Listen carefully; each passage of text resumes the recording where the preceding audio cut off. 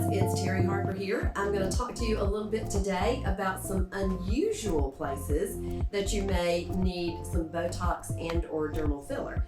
So the three most common places for Botox would be the frown, the forehead lines, and the crow's feet. For dermal filler, the most common places are going to be lower face, the lip area, the nasolabial fold area. And we all have heard about the recent trends of Botox and filler being used, the jawline for filler, the chin for filler, tear troughs for filler. Those areas are considered advanced techniques for filler. And then for Botox, there's some areas that you may not have heard of that I wanted to just mention today. This patient, you can see here where we did the chin area on this patient to help with the profile a little bit in the lips. But also, one of the things we can do with dermal filler is, let's talk about the nose a minute. So we can help straighten a nose out if there's a hump in the nose, or if the nose kind of deviates and goes to one side a little bit, we can even that out.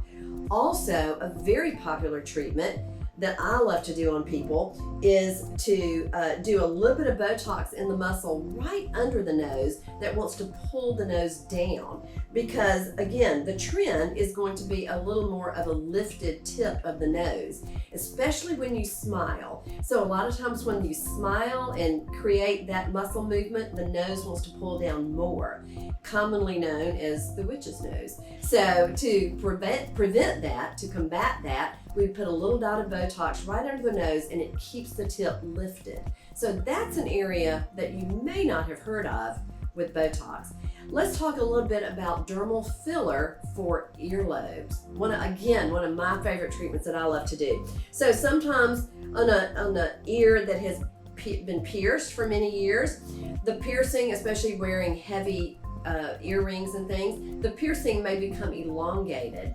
And you can put a little dermal filler around the area of the piercing to beef up that earlobe a little bit and help it to keep from sagging down. The earrings sit better, the pierced earrings sit better on the ear. That doesn't take much filler at all, but just a little bit of filler. Sometimes if I have a little bit left over from an area that I'm treating, we'll go to that area and we'll beef up the earlobe a little bit. So one other area you may or may not have heard of for Botox is for sweating, for underarm sweating. This is actually an FDA-approved therapeutic use of Botox called hyperhidrosis, too much sweating under the arm.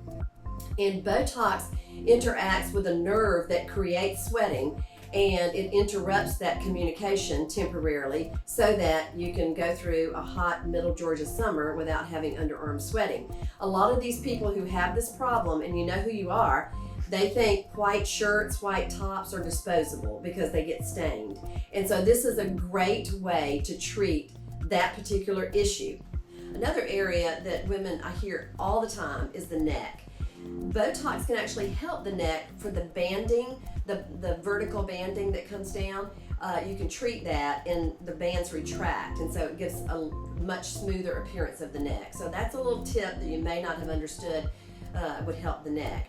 Also, another area for Botox is what is commonly known as the jelly roll. That's when you smile, and if you get a little pooch up under the eye, you can put a little Botox there and it definitely helps smooth that eye out. It's a game changer for a lot of people who have that problem. The last area on the face that you may not be aware of is what we call the turn down mouth. So there's a muscle that goes from the corner of the mouth down around the jaw, whose job is to pull down. And when that happens, sometimes as we age and everything wants to pull down, the corners of the mouth want to go upside down and pull down. So we can do a little bit of Botox and the strength of that muscle and the corners go back straight. I love that treatment.